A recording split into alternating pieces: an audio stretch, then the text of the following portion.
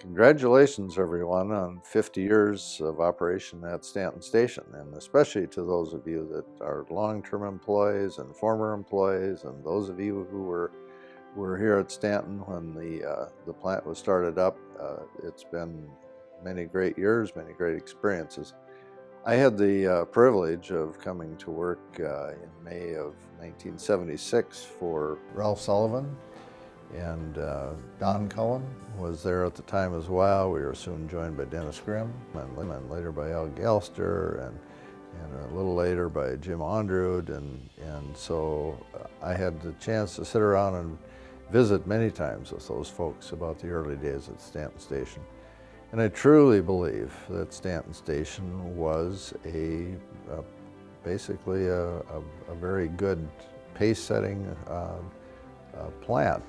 Granted, it went through many problems in those early days, but the reason I call it pace setting is because the things that were learned in those days are things that have been incorporated and applied in the industry, and through the years Stanton has continued to contribute to knowledge of how to do low-ranked coals right, and the employees and the dedication that you had through all those years have been a big part of that story.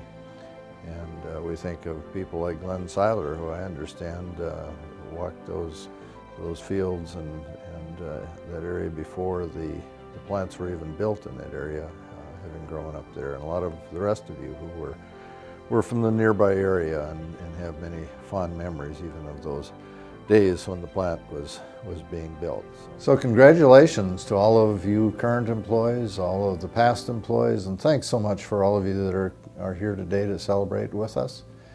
We think as you view the remainder of this video and as you look around the plant, you'll be reminded of all the successes that have come from the hard work and the dedication and the innovation of the employees that have been here throughout the years.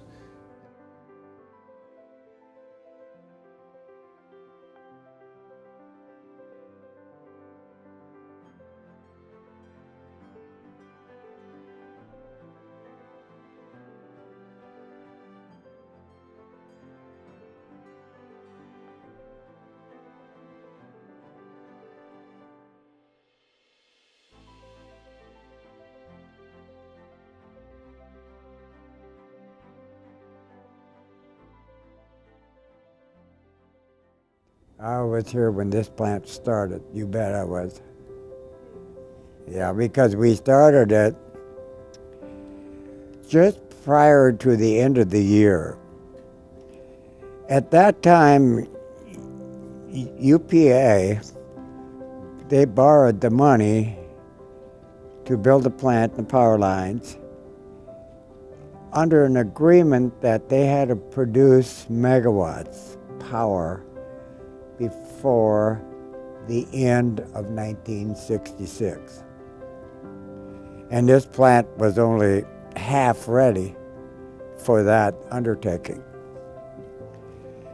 So we got the thing online on Christmas Eve. On Christmas Eve, that's how we celebrated the plant operating. We fired it on oil,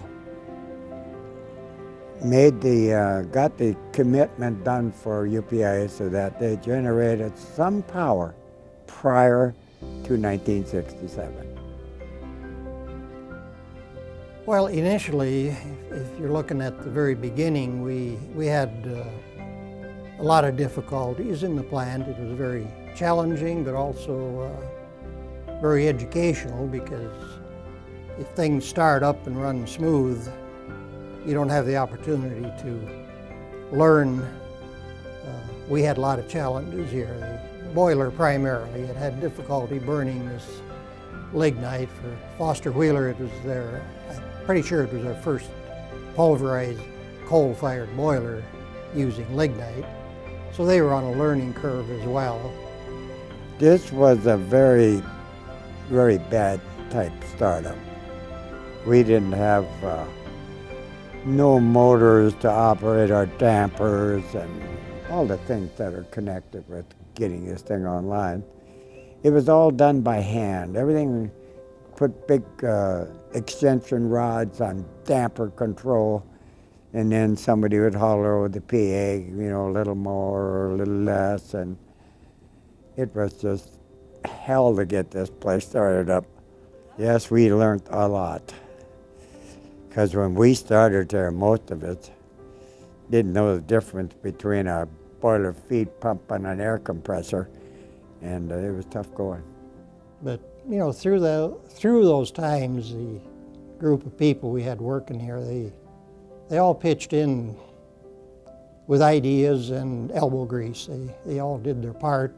That was kind of enjoyable to watch people come together in those situations. Yeah. We took a group of people from the local area, with the exception of some craft people that we brought in, some highly skilled technical people. But all the rest of the employees we hired locally, trained them ourselves, brought them up to our operating standards. And that gelled into one of the finest workforces that probably any power plant had the privilege of having. Things that I remember that seem to stick out from the beginning is everything we did, we seemed to shovel, whether it was ash or whether it was coal. We'd have to shovel the ashes out of the boiler. We were shut down a lot, and unloading coal cars. We did not have any coal crushers or crackers on at that time, and then in the wintertime when the miners went on strike and our coal pile was down, we'd have to sit up and watch the coal go by and pick off the chunks. That is things that in the early years. And we had a lot of fun doing it. It wasn't always sad faces. We made it fun just by the people that were there and the conversations that were held in these confined areas that were cold weather. CROs were right beside us doing the same thing we were as laborers or whatever position you had.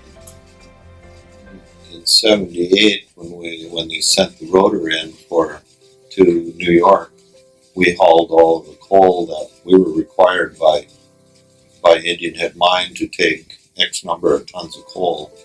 And since we were being shut down, we were going to be down for 4 months or so, we hauled all the coal to Basin Electric, Leols. It was actually kind of a fun summer. Every driver that was driving a coal truck knew exactly which truck had the most power, which one went the fastest, even though we were supposed to be doing it in a non-rush situation according to Mark. Well, when you're young like that, you've never experienced the power plant, say, or whatever, but so it was, I don't know if you can say work is exciting, but it was, it was different. Everything was big, got lost all the time. It was long days, And then nights. Christmas of '83, we had that big freeze up. Right. When I'll never forget that. I was an operator then, and I come in on I think it was a Friday, but nobody here really. Everybody's off for Christmas, and we were having issues, and it was just going backwards and backwards, and it was very cold out, and the basement, I remember in the bottom hatch, looked like the North Pole. It was tons of ice, and I'd only been here not even 2 years yet, barely. No. So I didn't, but when I look back, if I'd have known, it was like wow. It was 6-8 inch pipes snapping. big chunks out of the sides of valves laying on the floor. It was 15 degrees in the basement. It was like a skating rink. But that was kind of the start of all the, the newer technology was just coming of age then too, as far as for boiler controls and pumps and started to have more electronic controls versus pneumatic. The pneumatic controls were a lot of work to keep going. It was orifices and diaphragms and stuff like that, and then things started coming of age about then, I guess, for lack of better words. Yeah. I think, what did we go through? 5 different computer systems. TDC 3000, Foxborough we had. Foxborough and TDC. The TDC was a touchscreen, and we had some control room operators.